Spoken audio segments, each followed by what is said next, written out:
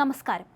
Mojtaba Khamenei കൊല്ലപ്പെട്ടുവെന്ന് ഏവരും പറയുമ്പോഴും ഇടയ്ക്കിടയ്ക്ക് അമേരിക്കയ്ക്കും ഇസ്രായേലിനും താക്കീത് നൽകുന്നത് ആരാണ്? അതോ ഇറാൻ മാധ്യമങ്ങളുടെ കട്ടപ്പകയാണോ ഇതിനെല്ലാം പിന്നിൽ? ഒന്നും ഉറപ്പിച്ചു പറയാനാകാത്ത വിധമാണ് കാര്യങ്ങളുടെ പോക്ക്. എന്തായാലും ഇസ്രായേലും അമേരിക്കയും മുജ്തബ ഖമേനിയെ പൊക്കി എന്ന വാർത്തയൊക്കെ ഒരു വശത്ത് പരക്കുന്നുണ്ട്. അതേസമയം മുജ്തബ ഖമേനി കൊല്ലപ്പെട്ടു എന്ന രീതിയിൽ മറ്റൊരു വശത്തും ഇത്തരത്തിൽ വാർത്തകൾ വരുന്നുണ്ട്. എന്നാൽ എല്ലാവരെയും ഞെട്ടിച്ചുകൊണ്ട് പിതാവിന്റെ മരണത്തിന് താൻ പ്രതികാരം ചെയ്യുമെന്ന് ഇറാൻ പരമോന്നത നേതാവ് മുജ്തബ ഖമേനി പറയുമ്പോൾ കൊല്ലപ്പെട്ടിട്ടില്ല, ഒളിവിൽ തന്നെ തുടരുന്നു എന്ന് വേണം കരുതാൻ. ഇറാന്റെ മുൻ പരമോന്നത നേതാവ് ആയത്തുള്ള അലി ഖമേനിയുടെ സംസ്കാര ചടങ്ങുകൾക്ക് ശേഷമുള്ള ആദ്യ പ്രതികരണമാണ് അദ്ദേഹത്തിൻ്റേത്. എൻ്റെ നിരപരാധിയായ പിതാവിൻ്റെ രക്തത്തിന് താൻ തീർച്ചയായും പ്രതികാരം ചെയ്യും. നമ്മുടെ രാജ്യവും ആഗ്രഹിക്കുന്നത് പ്രതികാരമാണ്, അദ്ദേഹം വ്യക്തമാക്കി.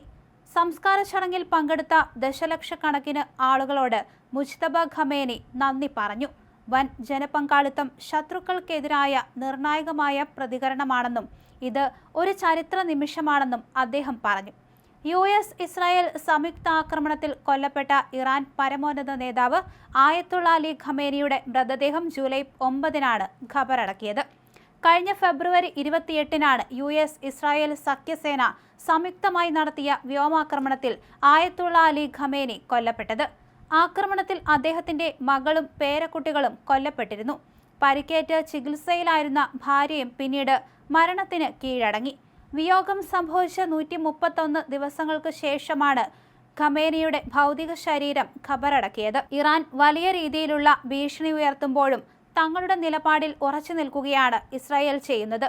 ആവശ്യമെങ്കിൽ ഇറാനെതിരെ 3ാം തവണയും ആക്രമണം നടത്താൻ മടിക്കില്ലെന്നാണ് ഇസ്രായേൽ പ്രതിരോധ മന്ത്രി ഇസ്രായേൽ കാറ്റ്സ് വ്യക്തമാക്കുന്നത്. ഇറാനുമായുള്ള യുദ്ധം അവസാനിപ്പിച്ചിട്ടില്ലെന്നും യമൻ മുതൽ ഇറാൻ വരെയുള്ള ഏതു പ്രദേശത്തും ആക്രമണം നടത്താൻ തങ്ങളുടെ വ്യോമസേന സജ്ജമാണെന്നും ഇസ്രായേൽ പ്രധാനമന്ത്രി ബെഞ്ചമിൻ നെതന്യാഹുവും ആവർത്തിച്ചു. അതേസമയം ട്രംപിനെ വധിക്കാൻ ഇറാന്റെ പുതിയ ഗൂഢാലോചന നടക്കുന്നുണ്ട് മുന്നറിയിപ്പുമായി ഇസ്രായേലും രംഗത്ത് വന്നു. അമേരിക്കൻ പ്രസിഡന്റ് ഡൊണാൾഡ് ട്രംപിനെ വധിക്കാൻ ഇറാൻ പുതിയ ഗൂഢാലോചന നടത്തുന്നതായി ഇസ്രായേൽ ഇന്റലിജൻസ് US കഴിഞ്ഞ ദിവസം മുന്നറിയിപ്പ് നൽകിയിരുന്നു. അന്താരാഷ്ട്ര നിയമങ്ങൾ ലംഘിച്ച് ഒമാൻ തീരത്തുകൂടിയുള്ള പുതിയ കപ്പൽ ചാൽ സുരക്ഷിതമാക്കാൻ അമേരിക്ക ശ്രമിക്കുന്നുവെന്നാണ് ഇറാന്റെ പ്രധാന ആരോപണം. തങ്ങളുടെ തീരത്തോട് ചേർന്നുള്ള അംഗീകൃത പാതയല്ലാതെ മറ്റേത് വഴി ഉപയോഗിച്ചാലും കപ്പലുകൾ തടയുമെന്നാണ് IRGC നിലപാട്.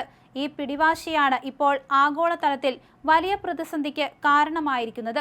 അടുത്ത അറിയിപ്പ് ഉണ്ടാകുന്നതുവരെ ഹോർമൂസ് കടലിടുക്കിലൂടെയുള്ള എല്ലാ കപ്പൽ ഗതാഗതവും നിരോധിച്ചതായി ഇറാൻ പ്രഖ്യാപിച്ചതോടെ ആഗോള എണ്ണ വിപണി പൂർണ്ണമായും നിലച്ച മട്ടാണ്. ലോകത്തെ ആകെ പെട്രോളിയം വിതരണത്തിന്റെ 1/5 കടന്നുപോകുന്ന പാത അടഞ്ഞത് ഇന്ധനവില കുതിച്ചുയരാൻ ഇടയാക്കുമെന്ന ആശങ്കയിലാണ് പ്രമുഖ രാജ്യങ്ങൾ. നേരത്തെ ഇരു രാജ്യങ്ങളും തമ്മിലുണ്ടാക്കിയ താൽക്കാലിക വെടിനിർത്തൽ കരാർ ഇതോടെ പൂർണ്ണമായും തകർന്ന നിലയിലാണ്.